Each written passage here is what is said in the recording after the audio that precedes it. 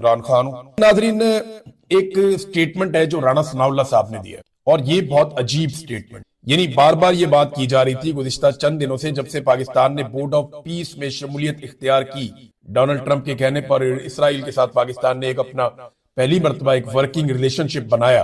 तो जब से ये बात पाकिस्तान ने की और ये हरकत पाकिस्तान के वजीर आज़म ने फरमाई, तब से लेकर अब तक ये सवाल बार बार पूछा जा रहा था, काबीना में डिस्कस कर लेते, पार्लियामेंट में डिस्कस कर लेते, आपने बेवकूफ कर दिया इसे। ये सवाल बार बार पूछा जा रहा था, लेकिन फिर इसका जवाब राणा सनाउल्लाह साहब ने दिया।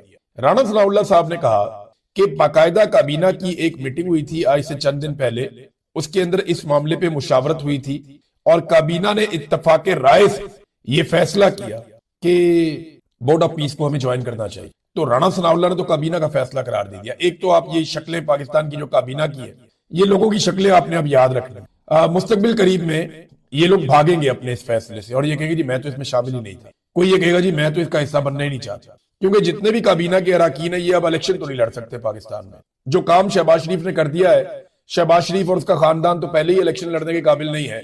अब ये जो लोग काबीना के अंदर मौजूद है ये भी आइंदा इलेक्शन लड़ने के काबिल नहीं रहेंगे, क्योंकि पाकिस्तानियों का इसके बारे में रद्देमल बड़ा खौफनाक है। ये राणा सनाउल्लाह ने स्टेटमेंट दिया क्यों, मैं इसके बारे में सोच रहा था, लेकिन पहले आपको एक खबर देता हूं। ये दावा किया सनाउल्लाह खान साहब ने, बड़े अच्छे सीनियर जर्नलिस्ट हैं, ये कवरेज करते हैं वहां इस्लामाबाद में, तो इन्होंने उसी वक्त राणा साहब का झूठ पकड़ लिया। इन्होंने कहा जी कि वजीर आजम की जेर सदारत जो आखिरी इजलास हुआ था काबीना का वो 14 जनवरी को हुआ और ये वजीर आजम ने 2-3 दिन पहले ये कारनामा किया। तो 14 जनवरी को जो इजलास हुआ काबीना का, अब वो ये काबीना का इजलास है ना जिसके अंदर ये फैसला हुआ होगा, तो उस इजलास के एजेंडे पर बोर्ड ऑफ पीस था ही नहीं। जब एक चीज एजेंडे पे ही नहीं है तो फिर आपने कैसे उसके ऊपर वहां पे इत्तफाक राय पैदा कर लिया।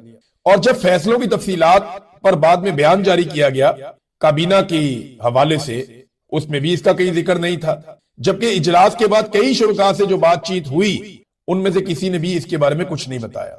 और राणा सनाउल्लाह साहब ने यह दावा क्यों किया, अब मैं आपको यह बताता हूं। ये पाकिस्तान टेलीविजन चैनल जो है ये बड़े लंबे अरसे के बाद लोगों की राय सुनवा रहा है। नॉर्मली अब टीवी चैनल जो है वो लोगों के पास नहीं जाते, लेकिन ARY पे दबाव डाला गया, कुछ और टीवी चैनल पे दबाव डाला गया और ये कहा गया कि आप इसके हवाले से राय आमा हमवार करें।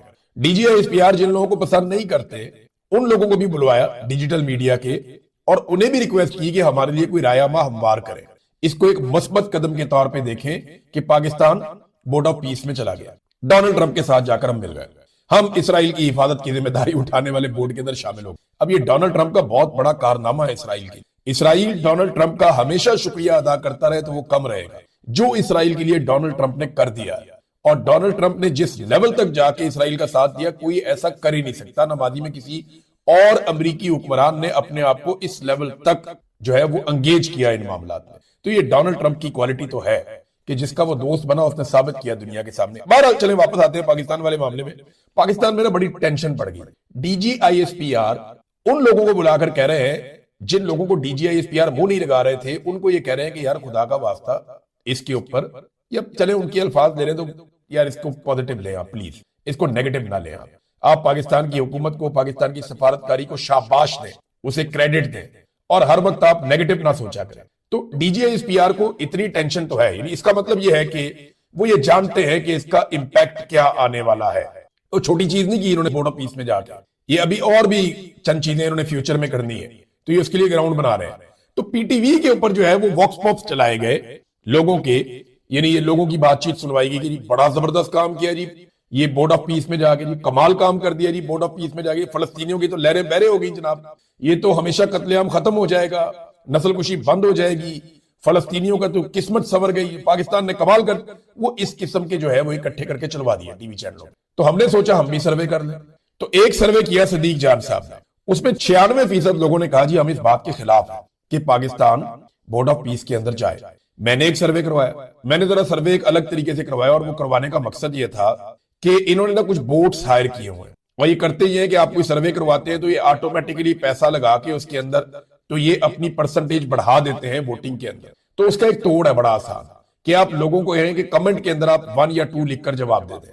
अगर आप ये चाहते हैं कि पाकिस्तान बोर्ड ऑफ पीस का मेंबर बने, अच्छी बात है, तो आप हाँ पे ऊपर क्लिक करें, 1 लिखें, और अगर आपको लगता है कि ये गलत हुआ तो फिर आप 2 लिख दें। तो हमने जनाब चेक किया, हजारों लोगों ने इसके ऊपर जवाब दिया, बहुत बड़ी तादाद में लोगों ने इसके ऊपर रिस्पॉन्ड किया और 1% से भी कम वोट पड़े हैं उन लोगों के जो कहते हैं कि ठीक किया पाकिस्तान में ये बोर्ड ऑफ पीस के अंदर जाकर। यानी इस काम में जो वजीर आजम शहबाज शरीफ ने किया, शहबाज शरीफ की हमायत में 1% से भी कम, 200-250 कमेंट्स के बाद एक कमेंट आता था, यानी आधा फीसद भी नहीं निकला। ये हालात है। तो अब ये पीटीवी जो चला रहा है वो तो 100% यही चला रहा है कि जी बहुत अच्छा हो गया।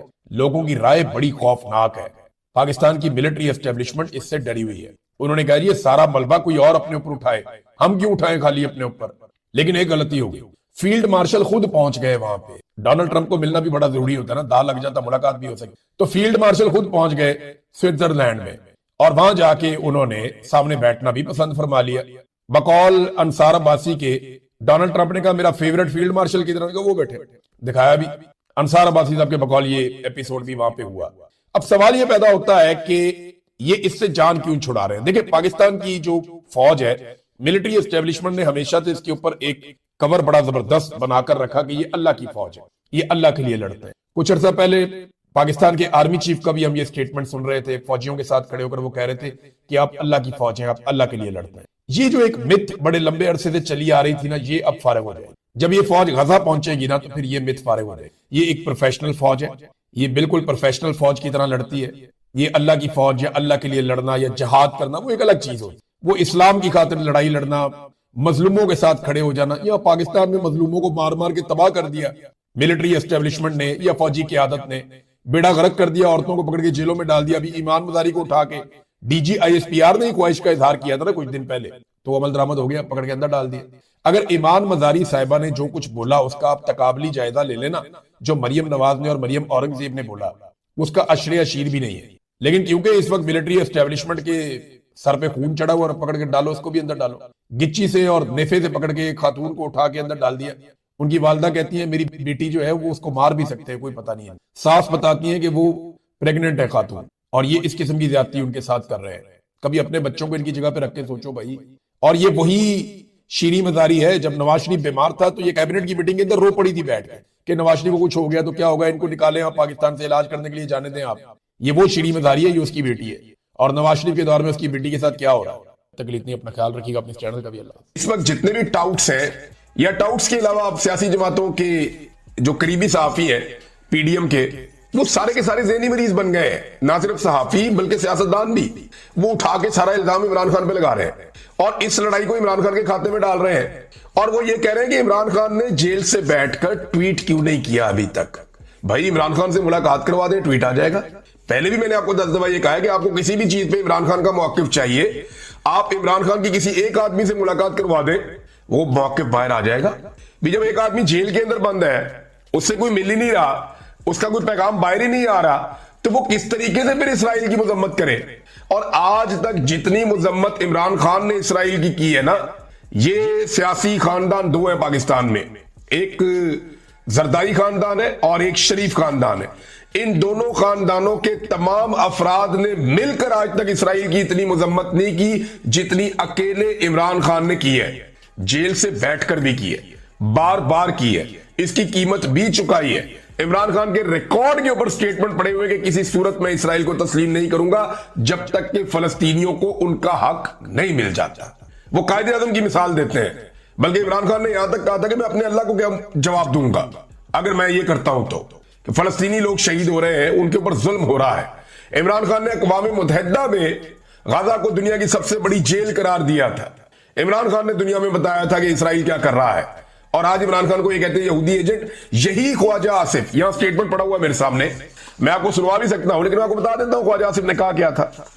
यही ख्वाजा आसिफ जब अमेरिका में जाते हैं तो वहां जाकर कहते हैं कि हम बड़े लिबरल लोग हैं, हम बड़े खुले डुल्ले लोग हैं, हम यहूदियों के साथ, ईसाइयों के साथ, सबके साथ चल लेते हैं। यानी ये ख्वाजा आसिफ साहब के वहां पे इस किस्म की बातें थी ना। और इमरान खान जो है ना वो कट्टर मजहबी किस्म का आदमी है, तो उससे आप उम्मीद ना रखें। यानी लुब्बे लुबाब ये था वहां कहने का कि हम लिबरल हैं, इमरान खान मजहबी है और इमरान खान के फॉलोअर भी मजहबी है। ये जाकर अमेरिका में ख्वाजा आसिफ ने स्टेटमेंट दिया था।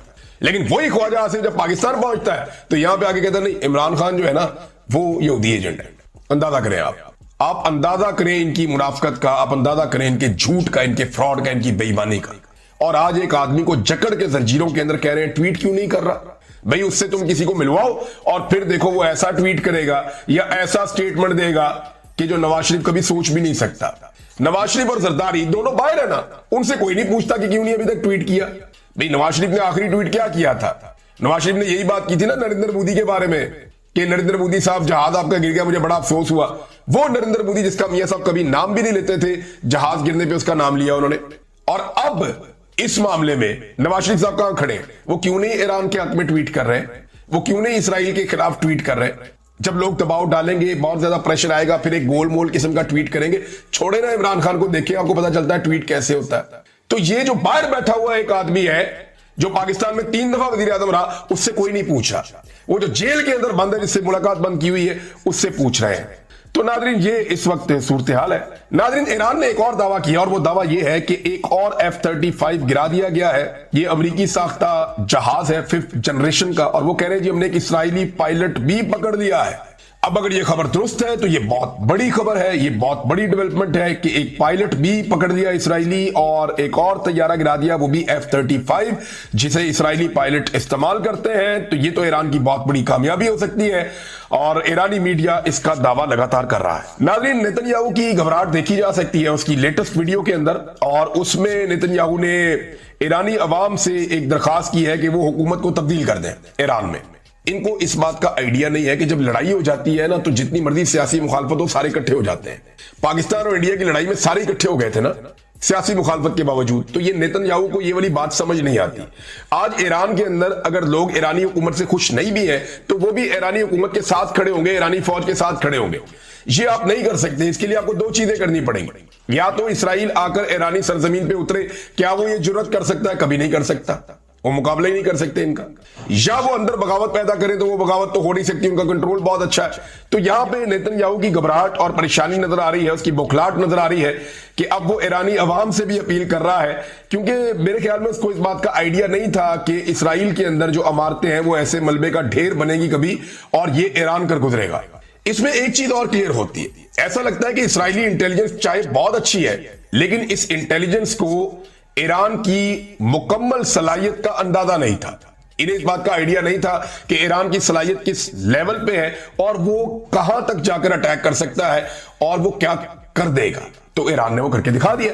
नाज़रीन मैं कुछ और चीजें आपके साथ शेयर करूंगा नेक्स्ट वीलॉग में, क्योंकि ये लड़ाई अभी चल रही है और ये लड़ाई लंबी जाएगी, मुझे ऐसा लगता है। ये जल्दी रुकने वाली लड़ाई नहीं है। जिस तरीके से इसराइल ने इस लड़ाई को छेड़ा है और जैसे अब मगरिब इसराइल के साथ खड़े हो रहा है, जैसे ईरान के साथ कुछ थोड़ी बहुत अलाइनमेंट हो रही है कुछ फोर्सेस की, तो ऐसा लगता है कि लंबी चलने वाली लड़ाई है, छोटी लड़ाई ये नहीं है। और ईरान बहुत बड़ी फौजी कुव्वत है, उसके पास बहुत ज्यादा हथियार है। ये आपको आने वाले वक्त में पता चलेगा। वो कह रहे हैं जी हम अपना खैबर मिसाइल जो है वो भी दागेंगे और दुनिया हैरान हो जाएगी। दुनिया को तब पता चलेगा कि हमारे पास कौन सा मिसाइल है और हमारे पास कौन सी टेक्नोलॉजी है। पाकिस्तान को भी ईरान के साथ खड़े होना चाहिए। उसके रीजन है, उसकी टेक्निकल रीजन मैं आपको बताता हूं वो क्या। जब इंडिया ने पाकिस्तान के ऊपर अटैक किया ना, तो इसराइल ने पूरी सपोर्ट की थी इंडिया की, और वो एक मर्तबा नहीं की, वो हर मर्तबा की है। इसराइली वजीर आजम का स्टेटमेंट मैंने आपको कल निकाल कर सुनाया था, जिसमें वो ये कह रहे थे कि हमारे पास मौका था, हमें चाहिए था कि पाकिस्तान को रोक देते कि पाकिस्तान एटमी कुव्वत ना बनता, यानी उस वक्त ये पाकिस्तान पे अटैक करते इंडिया के साथ मिलके, और ये चीजें थी भी। लेकिन अब आप ये देखें ना, पाकिस्तान सबूतों की बात कर रहा है, पाकिस्तान चीजें दिखा रहा है कि किस तरीके से भारत ने जो हथियार इस्तेमाल किए पाकिस्तान के खिलाफ, उनमें इसराइली हथियार भी इस्तेमाल किए। ये पाकिस्तान की जानिब से दावा भी किया गया था। ये असद कैसर साहब ने इस पे एक स्टेटमेंट भी दिया। उन्होंने कहा जी भारतीय हमले में जो हथियार इस्तेमाल हुए थे वो इसराइली थे और पाकिस्तान को इस पर संजीदा हिकमत अमली अपनानी होगी। और ये घिनौनी साजिश थी जो मिलकर की थी इन्होंने, भारत ने और इसराइल ने। तो देखिए, जब भी भारत पाकिस्तान पे अटैक करता है तो इसराइल करता है ना भारत को सपोर्ट। तो अब ईरान की और इसराइल की लड़ाई है, तो अगर पाकिस्तान ईरान को सपोर्ट करेगा तो इसमें क्या गलत है? कुछ गलत नहीं है। जब इसराइल खुलकर भारत को सपोर्ट करता है कि मारो पाकिस्तान को, तो पाकिस्तान ईरान को सपोर्ट क्यों नहीं कर सकता कि मारो इसराइल को? फिर ये तो ऐसे को तो ऐसा है ना भी, जैसी करनी वैसी भरनी। यही तो इंटरनेशनल लॉ है, यही तो यानी ये यूनिवर्सल लॉ है कि आप जो करेंगे वो ये आपके सामने आएगा। इसराइल ने हमेशा भारत को सपोर्ट किया पाकिस्तान को मारने के लिए। तो अब उसी इसराइल के ऊपर जब ईरान अटैक कर रहा है या ईरान और इसराइल की लड़ाई चल रही है, तो पाकिस्तान को भी सपोर्ट करनी चाहिए ईरान को। भाई ये तरीकाकार तो यही है ना। अगर इसराइल समझता है कि पाकिस्तान उसके लिए खतरा है तो पाकिस्तान को भी ये समझना चाहिए कि इसराइल पाकिस्तान के लिए खतरा है, और हमेशा पाकिस्तान के खिलाफ पाकिस्तान के दुश्मनों की मदद की है इसराइल ने। अब ये मुतालबा पाकिस्तान के अंदर बहुत ज्यादा हो रहा है, लेकिन पाकिस्तान में ना बहुत सारे ऐसे लोग भी हैं जो आज भी इसराइल की तरफदारी कर रहे हैं, यानी खामोशी से कर रहे हैं लेकिन इसराइल की तरफदारी कर रहे हैं। कुछ लोगों ने आवाज उठाई, जैसे कि सेनेटर मुश्ताक साहब हैं, उन्होंने जब ये कहा कि उर्दन को ऐसा नहीं करना चाहिए कि उर्दन इसराइल से आने वाले हथियारों को नहीं रोक रहा अपनी एयर स्पेस में, और ईरान से आने वाले हथियारों को अपनी एयर स्पेस में रोक रहा है, ये ज्यादती है। उन्होंने इस ज्यादती के खिलाफ आवाज उठाई। तो अहमद कुरैशी साहब है एक जर्नलिस्ट, ये पाकिस्तान की मिलिट्री एस्टेब्लिशमेंट के बहुत करीब है, और इन्होंने इसराइल का दौरा भी किया था मुबैना तौर पे। तो अहमद कुरैशी साहब जो है ये मिलिट्री एस्टेब्लिशमेंट के ना सिर्फ करीब है, बल्कि मैं इन्हें अच्छी तरह जानता हूं। है तो ये जर्नलिस्ट, लेकिन इनके बारे में दावा है कि ये इसराइल को लेकर के एक अलग नुक्ता नजर रखते हैं, और इनके बारे में ये भी दावा है, और मुबैना तौर पे इन्होंने इसराइल का दौरा भी किया हुआ है, और ये बात अभी जो है वो सेनेटर मुश्ताक साहब ने दोबारा से इनको गिनवाई भी है। मामला ये है नाजरीन कि अहमद कुरैशी साहब ये कहते हैं सेनेटर मुश्ताक साहब के गिले पे, आप अंदाजा करें ना किस तरफ चल रही है पाकिस्तान की पॉलिसी। ये वो लोग हैं जो फौज के बहुत करीब है या फौजी एस्टेब्लिशमेंट के बहुत करीब है। वो कहते हैं जी कि उर्दन के शाहीनों को सलाम है जो अपनी फिजाओं का दिफा कर रहे हैं। उर्दन के पास मशरिक वस्ता में कई बेहतरीन एयर फोर्सेस में से एक है उनकी एयर फोर्स। आपके इत्तेहादी खुमैनियों ने 1979 से उर्दन को खाना जंगी में धकेलने की कोशिश की है, जो नाकाम रही है। उर्दन को पूरा हक है कि वो ईरानी मिसाइल और ड्रोन गिराए और खुमैनियों के मंसूबे को नाकाम बनाए। ये जनाब अहमद कुरैशी साहब हैं जो इसराइल का दौरा भी करते हैं।